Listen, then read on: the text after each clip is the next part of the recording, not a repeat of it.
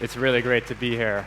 It's a special moment for me, especially because I grew up right here, actually about 5 minutes down the road.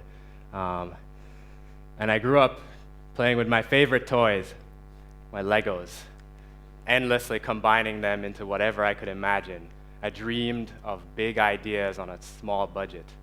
And I wondered how the big inventors like the Thomas Edison creating practical lighting for all, or the Einsteins creating their theories of relativity, how did they come up with these great big ideas that impacted our lives?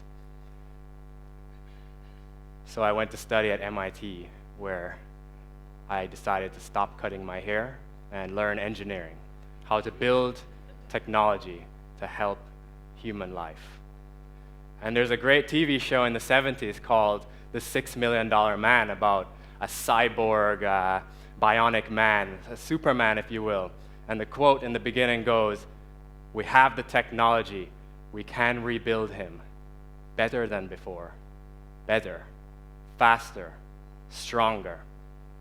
For me as an engineer, this is the exciting thought, that we can design technology to go beyond our human limits of the mind and the body. And so I started studying how can we make technology to help those with mobility disabilities. The only problem is we can't all afford to be the $6 million man. In the wake of tragedies like the Boston bombings, many people are shocked to find that a prosthetic knee joint, a bionic one, can cost $25,000 US. So as a student, when I traveled to Jaipur, India, to visit the Jaipur Foot Clinic, and we met amputees, I was shocked to see what the reality was when people could not afford the $25,000 knee joints. And you see these men here in the clinic using bamboo staffs to get around. We had a challenge to design a better prosthetic. We were students at Stanford University, standing in front of this amputee here. His name is Kamal. When we met him, Kamal was 16 years old. He had lost his left leg in a motorcycle accident just the year before. When I shook his hands, I felt the cold, hard callus that had developed on his hands from getting around on the bamboo staff, all he could afford as his prosthetic. His spine had become twisted from getting around in this unergonomic way. And we decided right there, we wanted to make the technology to give Kamal a chance at his full potential in life. So as we dug deeper into the problem, we found out that there was a problem in particular with the knee joints that they were using in India at the time. And here's an image of one of them. It's basically a single-axis hinge, a door hinge. Here we can see a patient walking with a single-axis knee joint. This patient, Ash, is struggling to keep his balance, to maintain stability while walking. There's nothing more terrifying than the thought that your leg can give out at any moment. An alternative to the single-axis knee joint is to just not have a knee joint that flexes at all. This is a non-articulating leg. I call this a peg leg. And you can see how rough and rugged this terrain is. Muddy, dusty, wet. To an engineer, this is great. A real challenge. So, the solutions that were out there, they needed to be more stable, much more durable than what you would find in a Western setting, and at a cost that was radically affordable, to be affordable for all. So we put our heads together, some magic happened, and we made a prototype, a beginning, an early version of something we call the JaipurKnee. And we used plastic, polymer. We used a mechanism called a polycentric mechanism, and we were able to get the cost from $25,000 to under $100.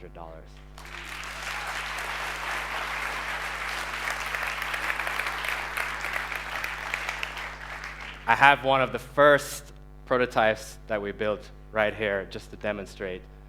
And the real magic of the polycentric knee joint is that you want a knee joint that stays very stable when one puts weight on it. But then the moment you release your weight, it flexes freely and easily. So this is really the key innovation behind the mechanism, one that is solid and strong when you need it, but flexible to bend when you relax. And taking this mechanism that was designed 40 years ago and making it out of modern materials, out of plastic where they could be mass manufactured, was a challenge that we undertook and achieved. And if we look now at an amputee wearing one of these very early prototypes, this is Kamal, the same one from before, and let's see how he walks.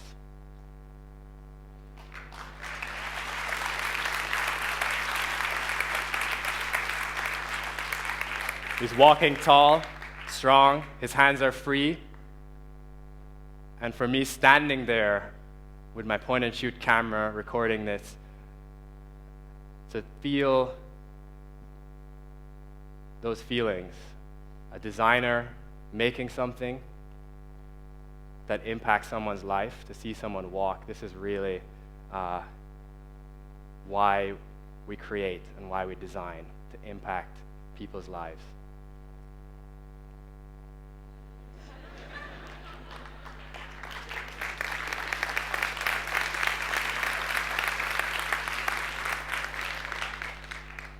So I wonder, what does it take to take big ideas like this and magnify them? What does it take to keep recreating this kind of invention? Can we have an invention factory that can churn out innovations time and time again? How might we do this? Well, we might have 4 options to consider. We might depend on the big companies, industry with lots of resources, time, employees. Maybe we rely on the lone geniuses toiling away in the basements. Perhaps nobody knows and it's just magic. But I'd like to suggest that there's a 4th option, one that depends on ordinary people like me and you participating and inventing. The JaipurKnee was created by 4 inexperienced students, not being paid, not having ever designed a prosthetic before, with holes in our jeans. If we could do it, I believe anyone can. So how was it that students could create something like the JaipurKnee? I think there's a secret weapon, and that secret weapon I call design. And I don't mean design in the sense of aesthetic and purely beauty or graphics design. I mean design in the sense of taking a big problem and solving it, solving problems creatively. And what we learned along the way was that if you take a big impossible problem and you break it up into smaller pieces, the key insight to design is that every big problem, no matter how impossible it seems, can be broken up into smaller possible problems. And as designers, we step in and we make small solutions, small prototypes. They chip away at the problem bit by bit until eventually perhaps we can solve the impossible. So prototypes, I think they're the key. And by prototype, I mean something you do, a step, something you make to answer one of those small questions. And they may be tangible or they may be intangible. So the idea of prototyping understanding and feeling and empathy for the users to understand what is the real problem. So we found it essential to really connect with the users, to talk to them. Here Kamal is texting a girl. Later on, he wants to put on his leg to go out and walk around, hang out with his friends. We lived amongst the culture in crowded India. We went to the places where accidents happen, the railway stations, the roads. We saw where's the source, of amputations happening. We talked to the people, we looked into their eyes, we asked them, what is important to you? And we looked into their hands, and this image of a henna tattoo was a moment when I realized the body is really a canvas upon which you express your inner self. And that needed to be reflected in the design of a prosthetic. And cultural surprises, like people sit differently in different countries. The notion of squatting or sitting cross-legged in India is very important. And for a knee joint, this means we need a range of motion that is exceeding that of a typical Western prosthetic. And perhaps the most important empathy exercise I did was to become an amputee myself, to feel what it was like. And no, I did not cut off my leg to feel this, but something related. We designed, with the help of a local prosthetist, Gary Burke, a contraption that would allow me to feel what it would be like to walk around with our prototypes that we were designing. And here you see a crosswalk.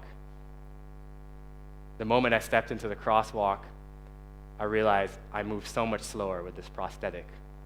I hobbled into the middle of the street, and there's a stoplight that was green. It suddenly turned red. And a car was coming, and I'm not sure who was more scared, me or this car looking at this strange Jamaican with a hole in his jeans, hobbling in the street with his leg hanging out. But I was terrified, and I started hopping on my other leg. And I got to the sidewalk, but it was 3 inches tall, and I didn't know how to get over it, so I jumped, and I missed, and I fell. So when we talk about having empathy, it's really literally walking a mile in another man's shoes. So we prototype empathy, and we prototype stuff. I love stuff as an engineer. What kind of stuff are we making? Well, we start with simple materials: paper, pen, Post-its, markers, Sharpies. Here we are working very hard, sketching out what could be. And these aren't elegant artistic designs, they're the brainstorms and the ideas, the tiny ideas. And here is the beginning of a sketch of a low-cost polycentric. Big ideas start small. And they gradually grow more and more refined. We sketch with pens and paper, and we create more and more sketches of what could be, what will solve the problem. And when we're running low on time, in just 5 minutes, we were surprised to see that we could very quickly learn something about one of those tiny problems. Even with simple materials like cardboard, we could see if our mechanism would work or not. Simple materials like cardboard. The Wright brothers, who invented the biplane, modern human flight, they used cardboard in the very beginning to decide how would they steer the plane. And they discovered that by twisting the cardboard, they could figure out a way to make the plane change direction. Those big ideas starting from simple materials are the hallmark of all inventors, I believe. And you can go to the flower store, and we use materials that we find in every day. This is foam, floral foam, to make a form.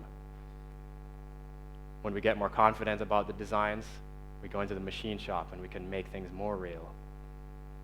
And we can dunk our prototypes in water. And we can bend our prototypes and break them to see where are the weak points. And here we're putting 1,000 pounds of force on our prototype to see if it will break.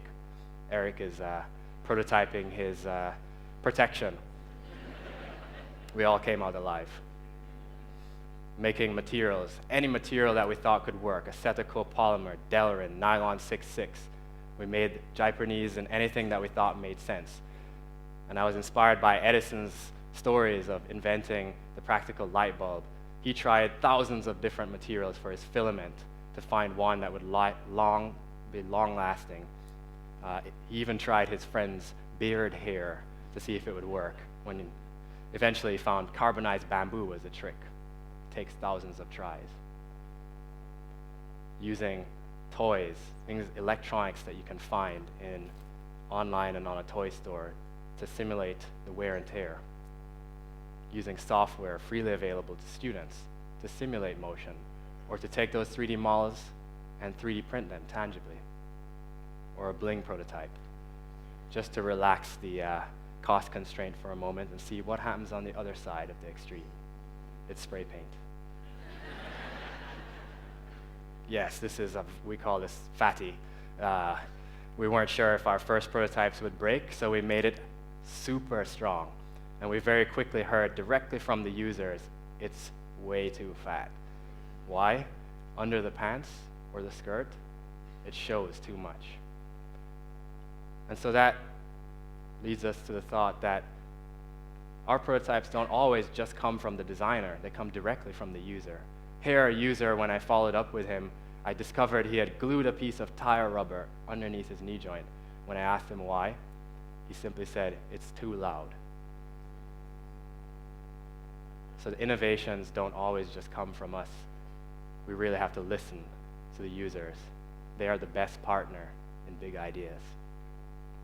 And all these prototypes add up, these little ideas. They add up to Vishumber being able to sit cross-legged and to squat. Or Purnima here, who now that she has a knee joint and a working prosthetic leg, can go back to school. She studies engineering. I'm a bit biased. And we can take these small prototypes and refine that early JaipurKnee prototype, and I'm really happy to show the evolution of where the JaipurKnee has come. The newest and latest version, the Remotion knee, made by the nonprofit DREV. And this knee joint really encapsulates all the things we've learned so far about designing a prosthetic. It's sleek, elegant, slim, lightweight, easier to manufacture with its injection molded design. So when I see an end product like this, I really love to think back about where we came from and what actually took place, all those small ideas to make a more refined, more functional prosthetic. And if we look here, we can see the Remotion knee out in the field.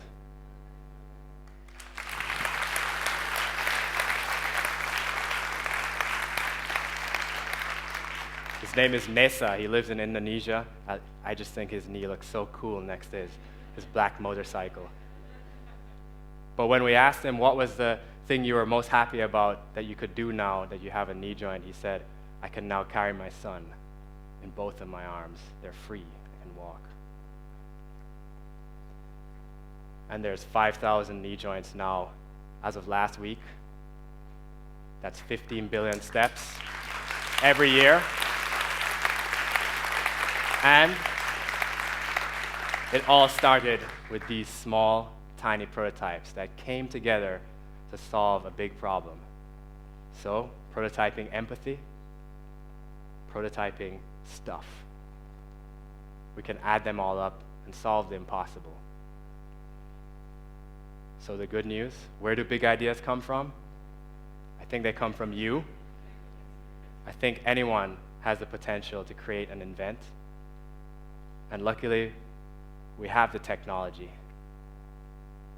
So let's get prototyping today. That's my tiny idea. Thank you.